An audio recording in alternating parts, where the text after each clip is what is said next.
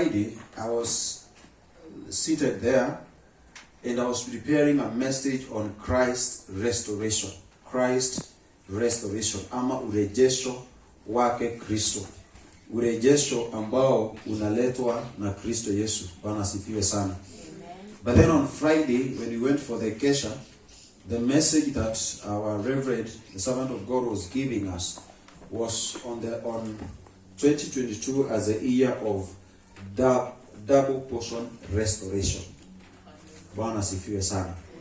Double portion restoration. So kurejesha mwaka wa urejesho maradufu. Hallelujah. Amen. Is that encouraging? Yes.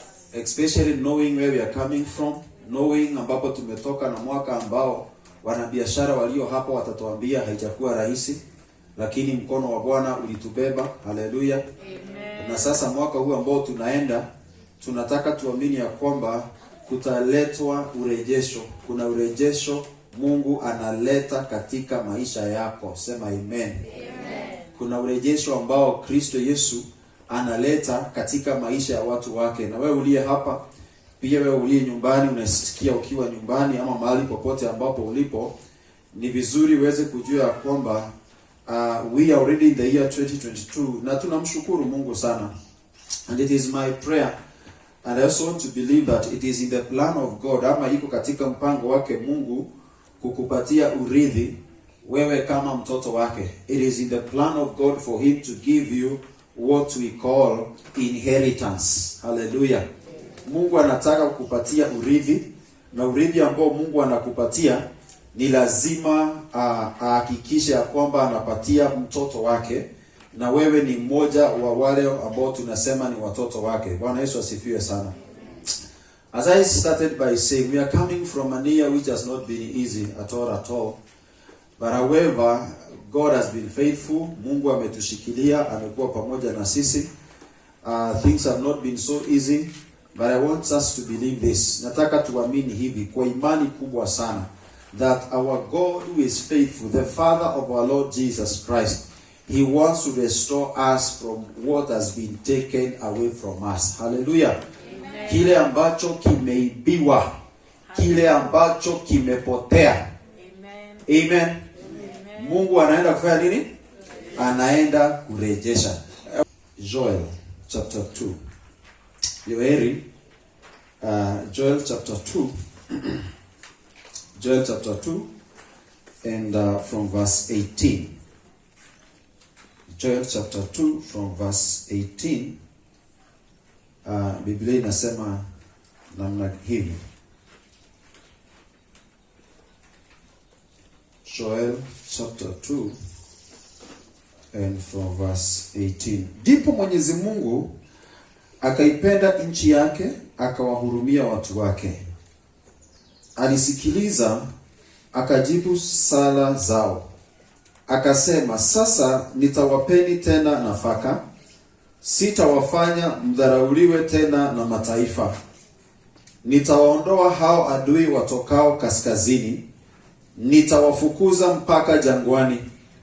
Askari wa mbele nitawatupa katika bahari ya chumvi, na wale wa nyuma katika bahari ya Mediterania. Watatoa uvundo na harufu mbaya hao ambao wamefanya maovu makubwa. Usiogope ewe nchi, bali furahi na kushangilia, maana Mwenyezi Mungu ametenda makuu. Msiogope enyi wanyama, malisho ya nyikani yamekuwa mazuri, miti inazaa matunda yake, mizabibu na mitini zinazaa kwa wingi. Furahini enyi watu wa Sioni, shangilieni kwa sababu ya Mwenyezi Mungu, Mungu wenu, maana amewapeni mvua za masika, amewapeni mvua ya kutosha, mvua za masika na mvua za vuli kama hapo awali. Mahali pa kupuria patajaa nafaka, mashinikizo yatafurika divai na mafuta. Nitawarudishia, verse 25, nitawarudishia miaka ile iliyoliwa na nzige, kila kitu kilicholiwa na tunutu, parare na matumatu, hilo jeshi kubwa nililowaletea. Mtapata chakula kingi na kutosheka. Mtalisifu jina la Mwenyezi Mungu, Mungu wenu, aliyewatendea mambo ya ajabu. Watu wangu kama hawatadharauliwa, kamwe hawatadharauliwa tena. Mtatambua kwamba mimi nimo miongoni mwenu, enyi Waisraeli, kwamba mimi Mwenyezi Mungu ndimi Mungu wenu, wala hakuna mwingine. Watu wangu kamwe hawatadharauliwa tena. Haleluya. Mungu anasema watu wangu kamwe hawatadharauliwa tena. Mimi najua naongea na watu ambao hii mwaka wamedharauliwa kwa sababu hawana kitu. Wamedharauliwa kwa sababu biashara yao inaenda chini, wakati ya wengine wanaenda juu, kwa sababu labda kuna mahali walipitia wakaambiwa wapeleke kuku mweusi, wakaambiwa wapeleke sijui nyama kilo ngapi, wakaambiwa wafanye nini, na wanakaa wanasonga mbele. Lakini mtu wa Mungu pale unadharauliwa kwa sababu haukai kusonga mbele. Lakini Bwana anasema hivi, watu wangu. Haleluya. Note, watu wangu. Na unajua kuna watu ambao sasa tunapoongea kuhusu hao watu wa Mungu ni wale ambao wametengeneza uhusiano na Mungu. They are friends of God. Ni marafiki ama ni watoto wake Mwenyezi Mungu. Biblia inasema ya kwamba hawa watu hawatadharauliwa tena. Kisonga mbele kule katika Ephesians chapter 3, wa Efeso sura ya 3 mstari wa 20 na 21, Biblia inasema hivi, kwake yeye, Ephesians chapter 3 verse 20 and 21, kwake yeye ambaye kwa nguvu yake ifanyayo kazi ndani yetu aweza kufanya mambo makuu zaidi ya yale tuwezayo kuomba au kufikiria. Kwake Mungu uwe utukufu katika kanisa na katika Kristo Yesu, nyakati zote, milele na milele. Amina. Praise the name of the Lord.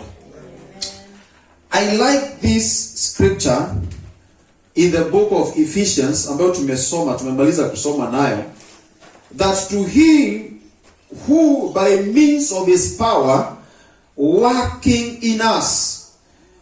Just to remind us, we are speaking about Christ's restoration, and the theme that God has given us for this year, it is as 2022 is a year of double portion restoration. And the message that I'm bringing to us is Christ's restoration.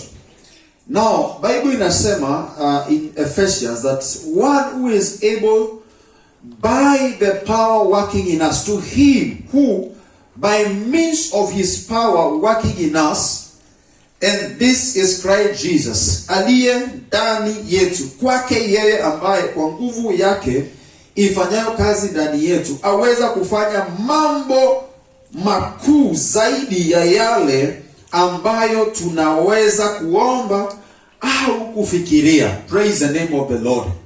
Now tunaongea kuhusu Bwana kurejesha miaka ambayo imeliwa na nani? Na nzige. Miaka ambayo imepotea, vitu ambavyo vimepotea, opportunities ambazo zimepotea. Na ninapoongea hivyo, kuna mtu anajaribu kuona pastor haujaelewa ama hauelewi. Kile ambacho kimepotea ni kikubwa sana na siwezi pokea.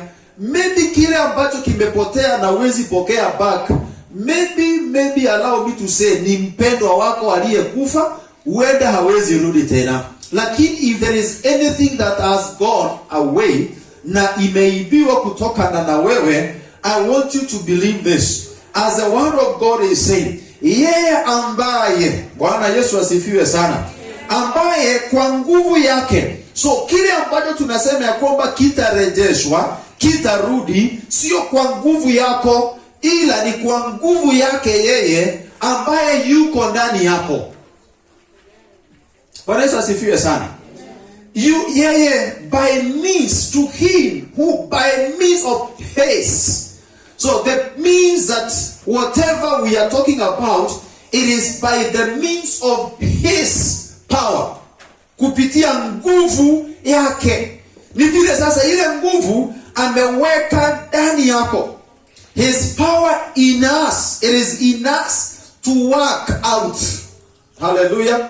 So nguvu zake Mungu, Kristo Yesu, ameziweka ndani yetu. Ndiposa kile ambacho yeye anayoweza kufanya, pia nasi tunaweza kukifanya kupitia what is propelling us. Bwana asifiwe sana. Kupitia kile ambacho kinafanya tuweze kusonga. Nao nikakupatia mfano mzuri sana.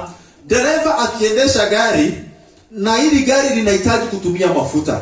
Kile kinafanya, okay, for just simple understanding, kile ambacho kinafanya gari hii iweze kwenda ni kwa sababu ya mafuta iliyowekwa ndani. So akiweka mafuta, agurumishe, akanyage mafuta, gari inafanya nini? Inasonga. So sio uwezo wa dereva, ni vile dereva anajua kile kinahitaji kufanywa ndio hii gari iweze kusonga. Angeweka maji, hii gari inaweza kusonga mahali? Haiwezi. Ama akisema ya kwamba mimi niko na imani gari ina mafuta, lakini nikugurumisha hivi nikanyange mahali nafaa kanyanga, gari itasonga? Haitasonga, itakaa tu pale. But because kuna power. Now when we talk of power, mafuta ni power, inaingizwa ndani ile gari ndio gari iweze kusonga. So when we speak about of what the Lord wants to do, it is not because of our own strength. It is the power that has been put inside of us by Christ Jesus himself. Amen. Bwana Yesu asifiwe sana. Now I want us to do this. I want you to believe that God, he will do more than you will ask. Number one. Uamini ya kwamba mwaka huu, najua kuna maombi mengi tuko nayo na mengi tumeshaomba na tutaendelea kuomba. Kitu moja ambacho nataka uaminie Mungu katika huu mwaka wa urejesho wake, nataka uamini ya kwamba our God, in accordance to that verse, he will do more than you have done what?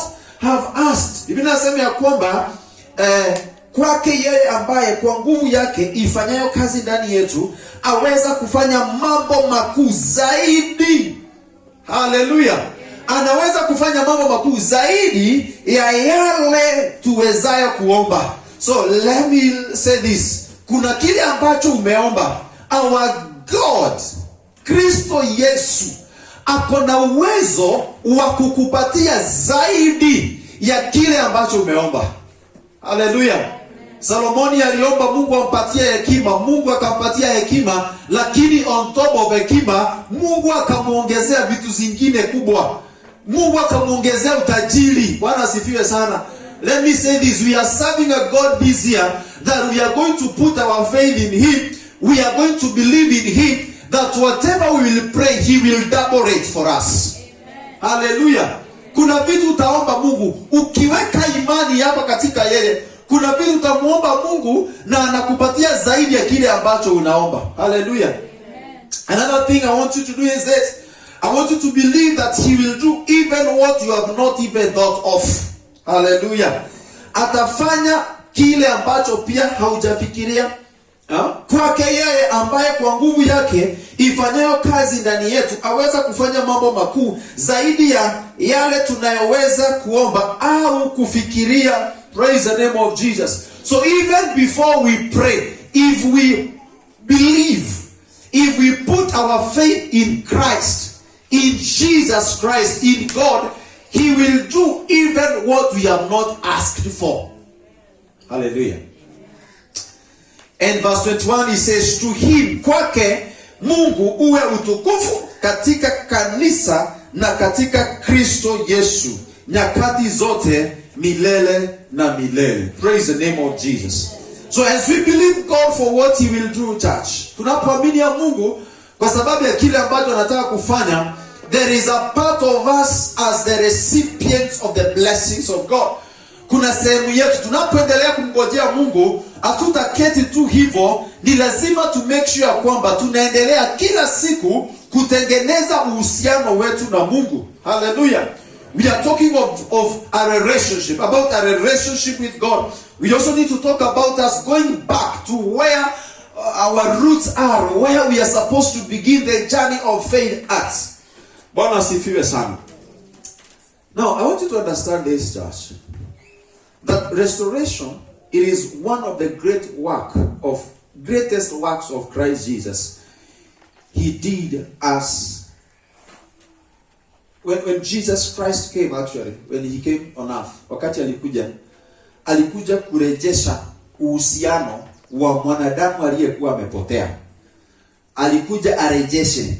So when we are talking about Christ restoration, we now need to understand, maybe there is where things have not been right, but he is there for us. He wants to restore us back to the Father. Praise the name of Jesus.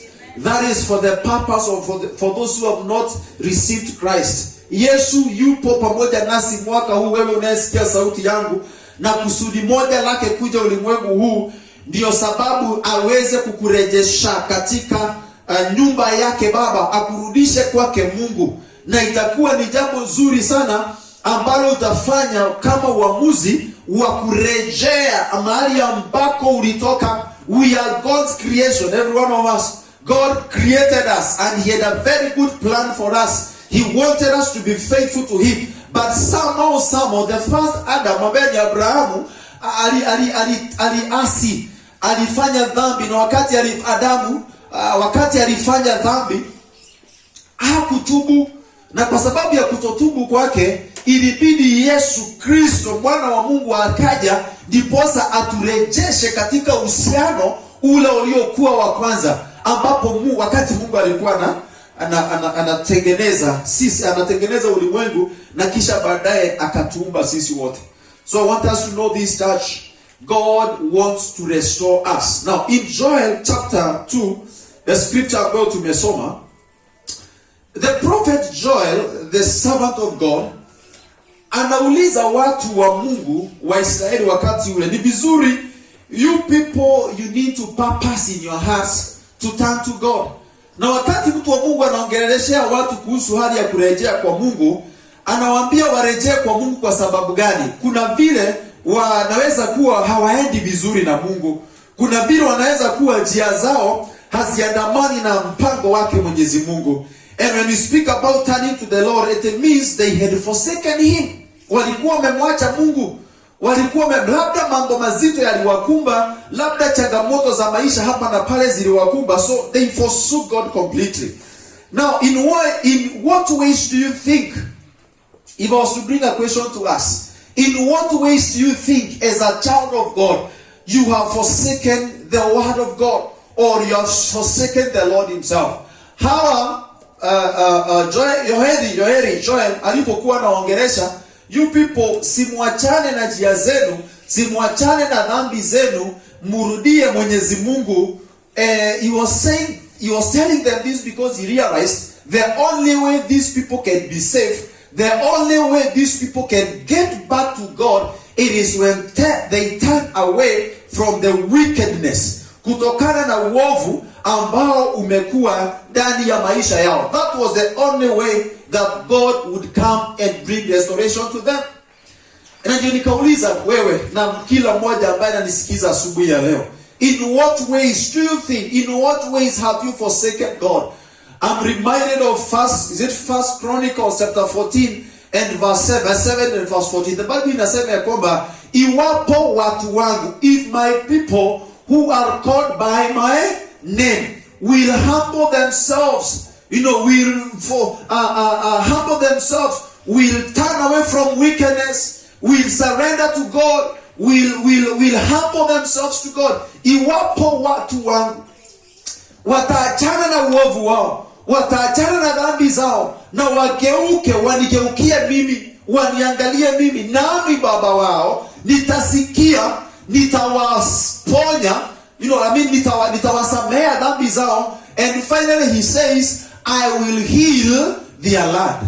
Praise the name of Jesus. Nitaponya nchi yao. Na tunapoongea kuhusu uponyaji, ni hali ya kurejeshewa afya. Praise the name of the Lord. When we speak about healing, we speak about restoration of health. And this is what God was telling these people, if my people. So it was the people of God that had done wrong. It was the people of God who had purpose to walk in wickedness. But this time round, God told them, you people, you better turn away from wickedness. Hallelujah. And if this year, as God is speaking to us that he wants to restore us, There are things that we have to stop. There are things that we have to say no to. We will say no to wickedness. Praise the name of the Lord. There's a lot of wickedness that has been going around even in our nation, even today. But the grace of God is there that He wants to take back His people to where the former glory was. To the place that God wants them to be. God anataka tukae mahali pazuri, mahali ambapo kuna urejesho wa chochote kile ambacho kilikuwa ni chetu na tulikuwa tunakifurahia. Adui aliingia akapotea nacho na tukakaa ni kama tuko frustrated. But one of the things I want to speak to us church today is when we turn to God, hallelujah, and as we purpose to walk with God and in the ways of God, He is encouraging and is promising that He will be together with us and He will not forsake us. Bwana Yesu apewe sifa sana. Na sasa maandiko ambayo tumesoma, Mungu anasema ya kwamba ataifanikisha nchi, atafanikisha watu wake. Hallelujah. Hii jambo nzuri namna gani iwapo Mungu anasema atafanikisha watu wake, iwapo wewe hujatengeneza uhusiano na wao. I want to encourage you church. I want to encourage you friends. Wewe ambao unanisikia, ni vizuri usongee kwake Mungu. Ndio hii neema ambayo anaachilia ya kufanikisha watu wake, wewe usipitwe. Hallelujah. Mwenyezi Mungu akaipenda nchi yake, akawahurumia watu wake, akasikiza sala zao, akasikia maombi yao na akasema, sasa nitawapa nafaka, nitawapa chakula, nitawabariki, nitakuwa pamoja na nyinyi, nitawahurumia. Praise the name of the Lord. Nitawaondolea adui. This is what God is speaking to these people. In the time of Joel, I will remove every tribulation and every challenge you people have been going through. Hallelujah. Anasema ya kwamba msiogope, bali mfurahi na kushangilia, maana Mwenyezi Mungu ametenda mambo makuu. Msiogope. Hakuna mtu ambaye anahitaji kuogopa ambaye anajua kwamba Mungu yuko hai. Praise the name of Jesus. Our God is faithful and forever He is faithful. Now, katika mstari ambao tumesoma verse 24,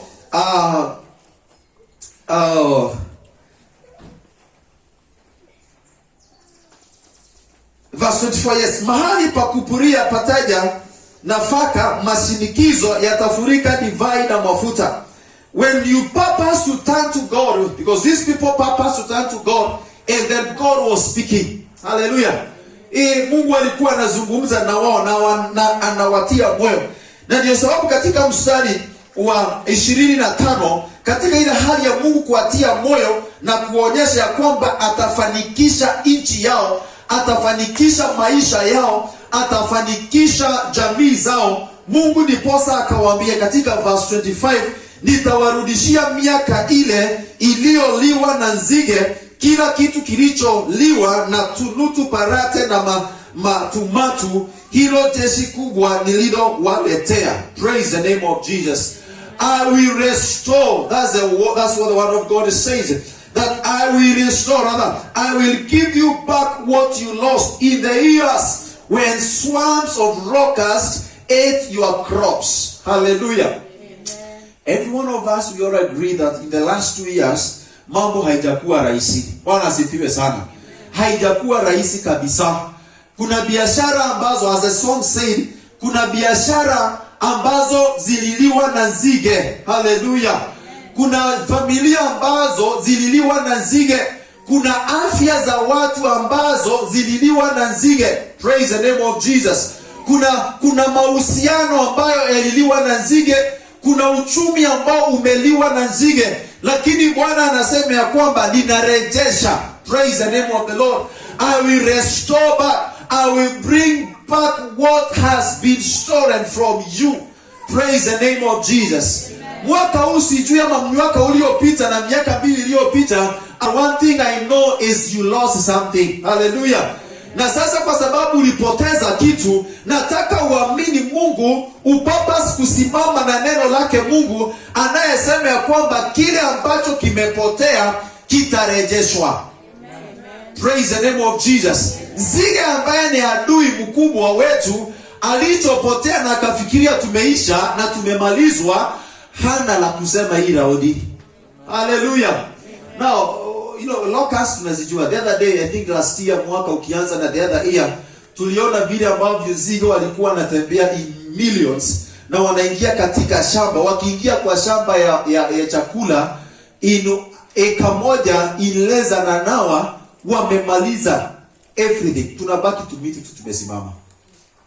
So mkulima ama hata sisi wenye tumeona news na nini, tunaweza kuelewa hatari ya nzige. Nzige anapoingia mahali ni adui na anakuja kuleta kusota, ile kufirisika. Anakuja kuleta maafa, analeta kuleta dryness. But one of the things that the Lord is promising these people and is promising to us by faith, it is that he is going to restore. Bwana sifiwe sana. Yote chote kile kilichoenda nitawarudishia. And when God says he's going to return it back, he says exactly that. Nahana, he has no apology to make. What he purposes, he does exactly that. Hallelujah. Amen. Let me tell you, church, our God is faithful. And our God is merciful. Ni kwa sababu ya rehema zake Mwenyezi Mungu aliweza kusababisha ya kwamba hawa watu baada ya kumwomba akaweza kuwarudishia kile ambacho walihitaji. Now, if you read from verse 18 to 19, and these people turned to God, God accepted their repentance. Ukisoma from verse 12 of Joel chapter 2 verse 12, ni vile kuna mwito wa kutubu. So wakatubu, wakajimwaga mbele zake Mungu, naye Mungu kwa sababu ya genuinity, ile hali ya uhalisia wa mioyo yao, Mungu akasikia kilio chao. And then what he did is that he accepted their repentance, and he also promised to remove the plague. That is now in verse 20. He promised that I'm going to remove the plague. Nitawaondoa hao adui watokao kaskazini. Adui, the enemies that are coming from left, right, and center. Those are coming from north. God promised that he's going to remove them.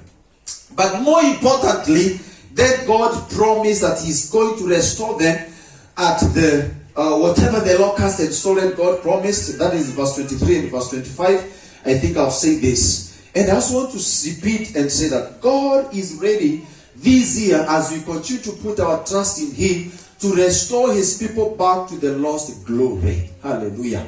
Kuna utukufu uliopotea. Kuna mahali ambapo when 2019 came or 2020 came, ulikuwa unajua ya kwamba mimi ninaenda vizuri. I know I am doing well. And somehow there was something that went wrong. For those who are with us 2020 mwaka ukianza, we by the grace of God were doing well. Actually we are thinking of vile tunaweza peleka hii tent kidogo na huko. Those who are with us that particular time. And COVID came. Kidogo, we know what happened. Churches tukawa sasa we cannot come. And the challenge was huge. People went all over. Watu wakaenda sehemu mbalimbali. Never to see them again. Never to see them again. And that is why I'm saying, God is ready to restore us back to the lost glory. Bwana asifiwe sana. God is going to restore. These seats, there are people who are going to come and occupy. Because God is taking us. God is restoring us. Bwana asifiwe sana. Wewe ambaye unayefanya kazi katika mahali unapofanya kazi, and your shelves zako, if you do a shop, your shelves zako zinakaa, they are empty.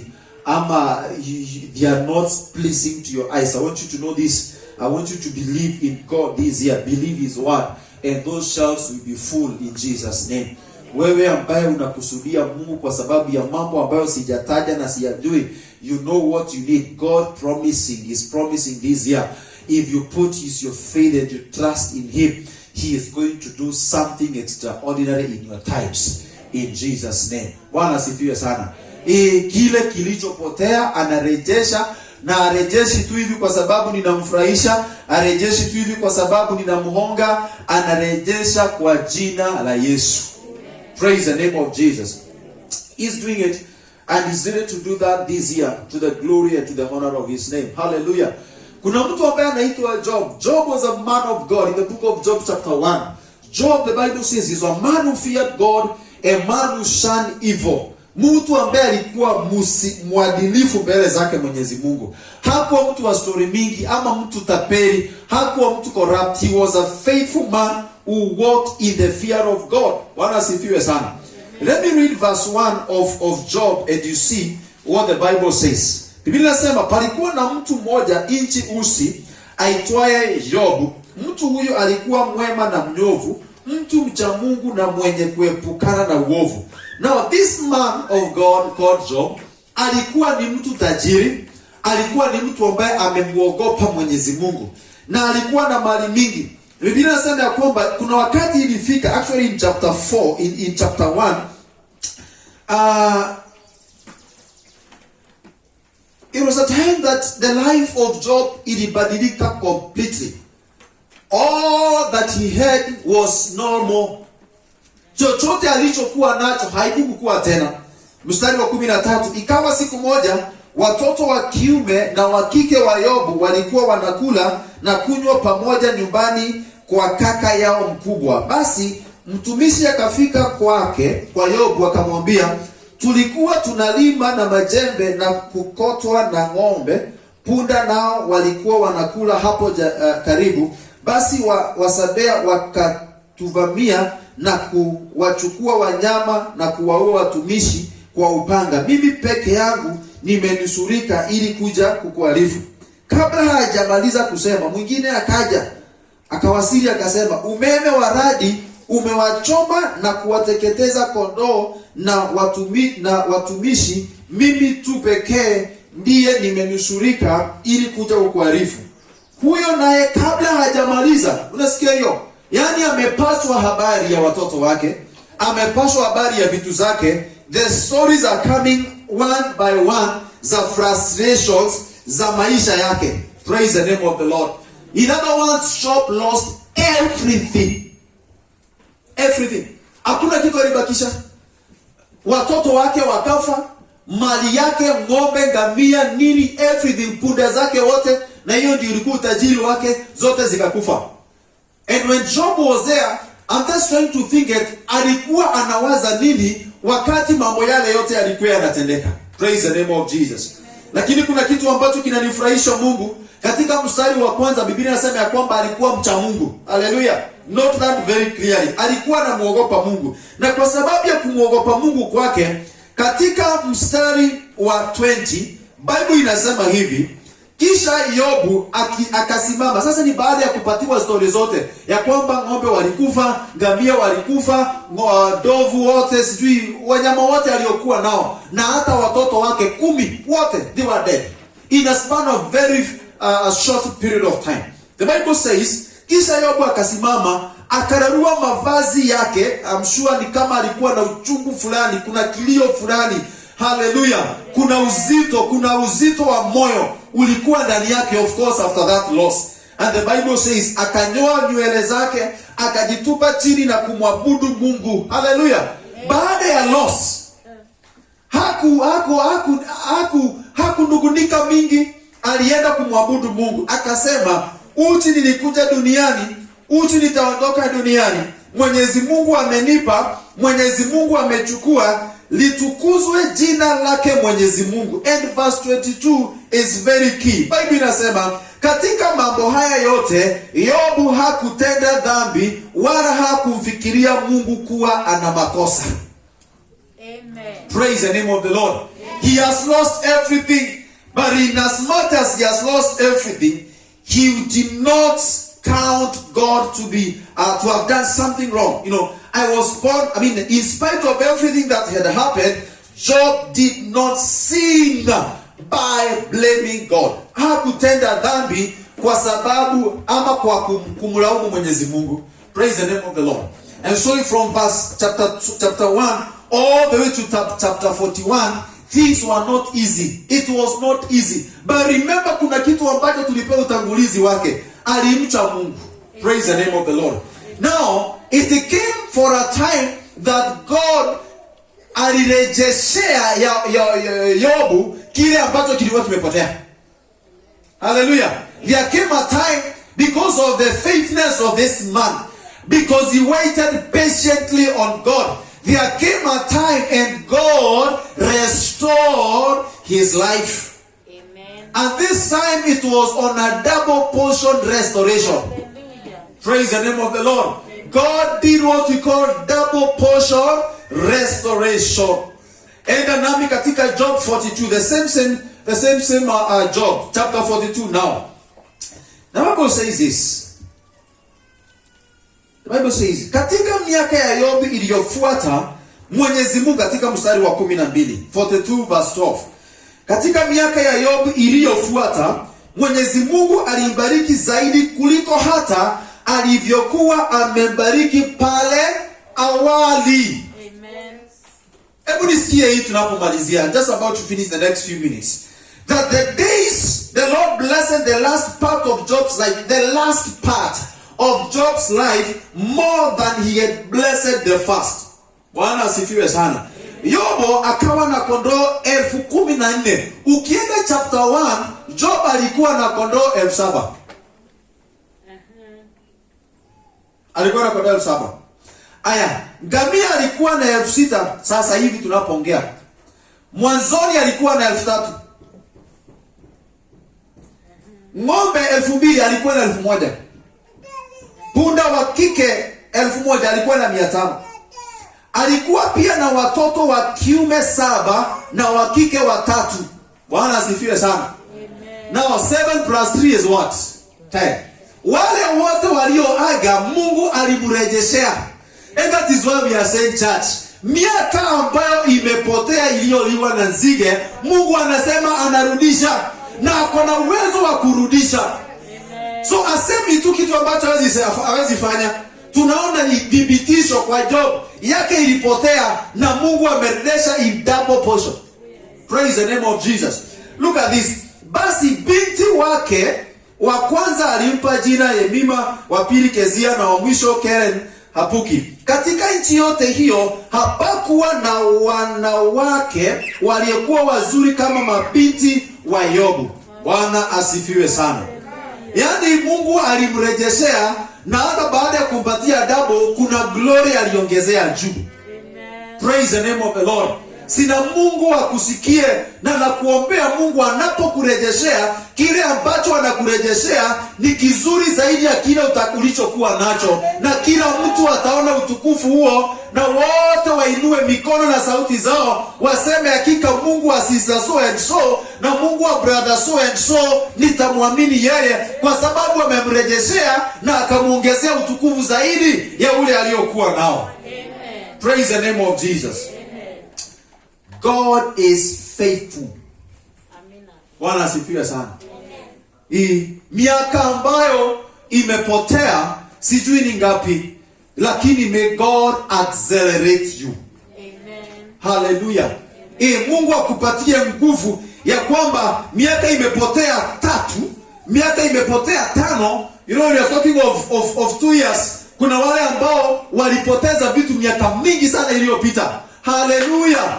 And this message I want to believe it is for you. Labda umeng'ang'ana na umepoteza miaka 5, umepoteza miaka 6, miaka 10. Let me tell you, the God that we serve, akikamua ni kukuja mwaka huu, whatever you lost in 5 years, whatever you lost in 10 years, whatever you lost in 2 years, he is able to bring within a day.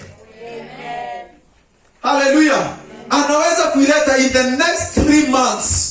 He can bring it to you in the next 6 months. Na everybody atakuwa akishuhudia uaminifu wa Mungu katika maisha yako.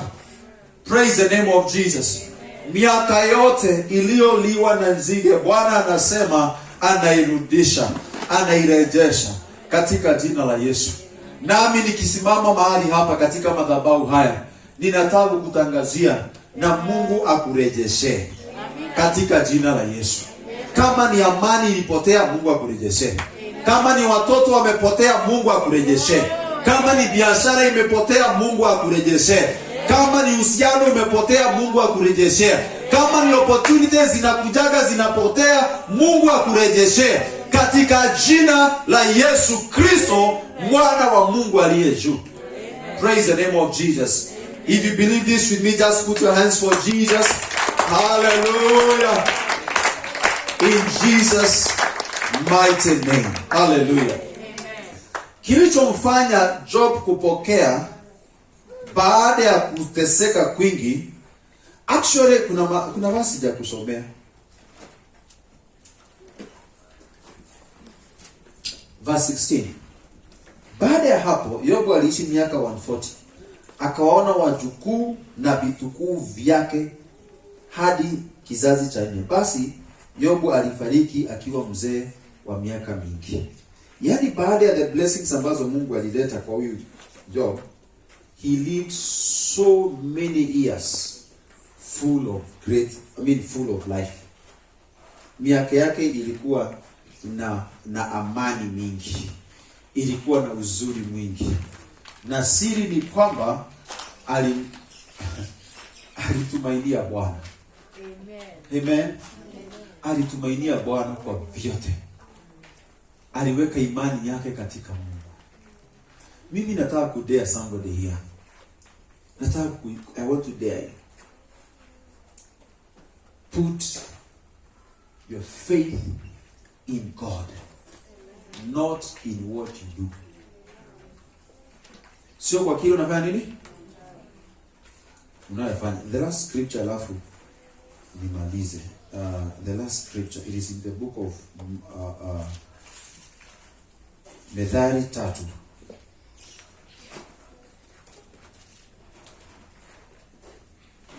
Proverbs Methali 3 mstari wa 5 inasema hivi. Trust in the Lord with all your heart. Never rely on what you think you know. Hallelujah. Trust in the Lord with all your heart. Never rely on what you think you know. There are so many people who think they know. Sasa hata ukiwaambia kile ambacho Mungu anasema, they think they know than God. And you are not telling you what you think, you are telling them what God is saying. Then they think they know. Kuna watu wanafikiria wanajua sana. Kumbe hawajui. Hallelujah. Amen. So the Lord is saying, remember, never rely on what you think you know. Mtumaini Mwenyezi Mungu kwa moyo wako wote, wala usitegemee akili zako mwenyewe. Remember the Lord in everything you do, and He will show you the right way. Umtambue Mungu katika kila ufanyalo, naye atazinyosha njia zako. Whatever you do, trust in Him, and whatever you do, chochote unachofanya,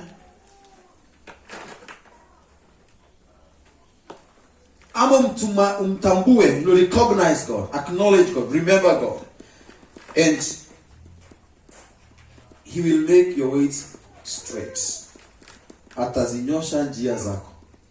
Njia yako itakuwa na potholes. Biashara yako itakuwa na potholes na rat holes. Amen. Na njia yenye ina potholes, njia yenye imenyooshwa na Mungu, unaweza kufika haraka katika destination ya mahali unaenda. Hallelujah. Lakini mahali kuna potholes, ukitegemea wewe mwenyewe, utangangana mashimo, utakuwa unaenda kuzitafuta product zako kiseria, wakati ukimtegemea Mungu kuna product iko tu hapa Rongai na haungechoma fare ya kwenda all the way. Hallelujah. Haungepoteza muda. So trust in God. Trust Him. Acknowledge Him, and He will show you His ways. Hallelujah. So we are saying 2022 is the year of double portion restoration. It is the year that God wants to restore us. I want you to close your eyes. Nataka ufunge macho yako.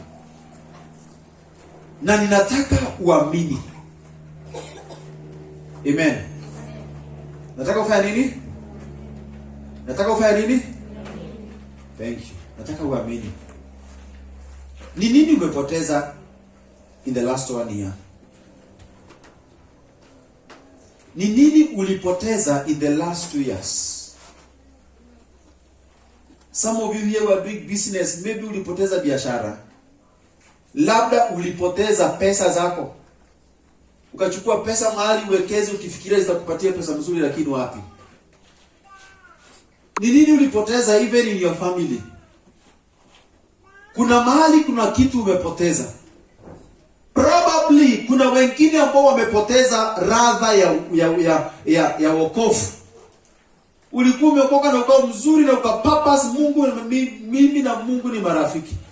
Saa hii hata ukubukagi mambo ya Mungu ni Sunday tu. And you are so serious, you desire to serve God.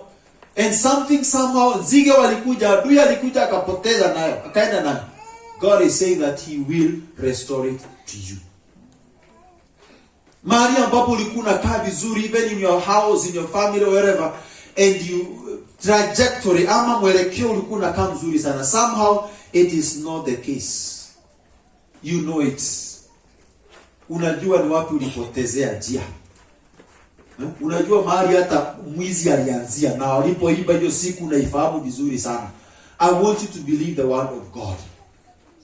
I want you to believe the word of God that says, I will restore the years the locust have taken away from you. Nitarejesha miaka iliyoliwa na nzige. Nitarejesha.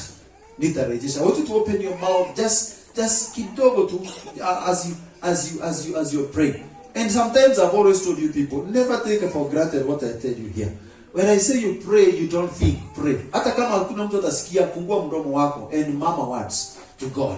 Just open your mouth and speak to him. Usifikirie kuhusu yo, I'm talking of speaking it out. Speak it out. Whatever it is. I don't know, sijui, but God can hear. God can hear. God can hear even your heart this night or this afternoon. He can hear you very well. Hallelujah. Father, in the name of Jesus, I thank you for this word. I thank you for ministering to us. The Lord, you desire to restore us. You desire to restore our lives. And in the mighty name of Jesus Christ, Jesus, you is the Son of the living God. You came on earth to restore, to seek and to save, and even to restore. My God, I know there are many of us here whose lives have no maisha imeenda vibaya, maisha yetu imepotoka, maisha yetu haijakuwa vile ambavyo Bwana ulikusudia iwe. Lakini katika jina la Yesu Kristo, ninasimama katika pengo asubuhi ya leo, mchana wa leo, katika jina la Yesu. Naomba ukajenge imani ndani ya watu wako, that whatever has been stolen, whatever, iwapo ni jamii, iwapo ni biashara, iwapo ni kazi, iwapo ni uhusiano, iwapo ni furaha. Wengine walinyimwa, adui alikuja na akapoteza, akaiba furaha ya watu wako Mungu ndani yao. Ninaomba siku ya leo ukawarejeshe furaha in Jesus name. Kuna wengine Bwana walikuwa na afya nzuri and something just came up and happened. Nowadays they visit hospitals every month. Wanaenda hospitali kila mwaka, wanaenda hospitali kila baada ya wiki. Katika jina la Yesu, ninaomba Bwana ukawarejeshe amani yao, ukawarejeshe afya. In the name of Jesus, rejesha afya kwa watu wako katika jina la Yesu. Rejesha afya ya watu wako in the mighty name of Jesus, the name above every other name, the name of Jesus Christ, Son of the living God. Rejesha Bwana, rejesha Bwana, rejesha Bwana, kama vile ambavyo ulimrejeshea Ayubu miaka yake, maisha yake, jamii yake, mifugo wake, mali yake iliyokuwa yote imepotea. Na shukuru Bwana ya kwamba kuna wakati ulifika ukamrejeshea miaka yote iliyopotea, mali yote iliyopotea. Na sisi kama ushirika, Baba, tunaomba katika jina la Yesu ukaturejeshee in the name of Jesus, in the name of Jesus.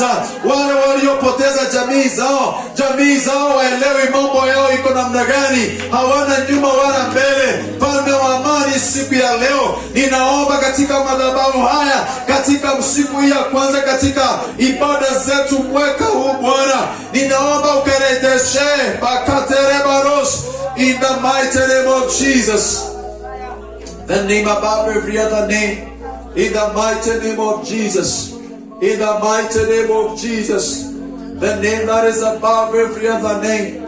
Hallelujah. In the name of